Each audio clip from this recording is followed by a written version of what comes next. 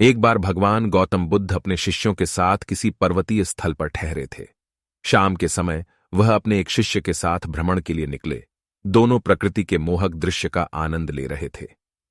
विशाल और मजबूत चट्टान को देख शिष्य के भीतर उत्सुकता जगी।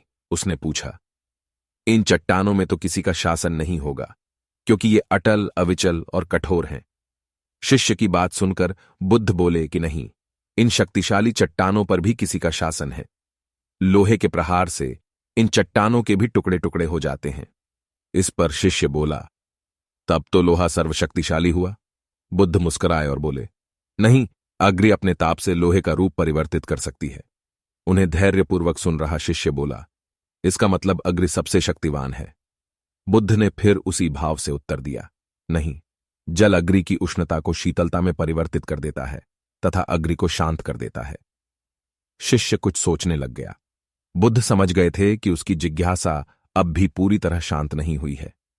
शिष्य ने फिर सवाल किया, आखिर जल पर किसका शासन है? भगवान बुद्ध ने उत्तर दिया, वायु का। वायु का वेग जल की दिशा को बदल देता है। शिष्य कुछ कहता इससे पहले ही बुद्ध ने कहा कि अब तुम कहोगे पवन सबसे शक्तिशाली हुआ। नहीं, पवन सबसे शक्तिशाली नहीं है।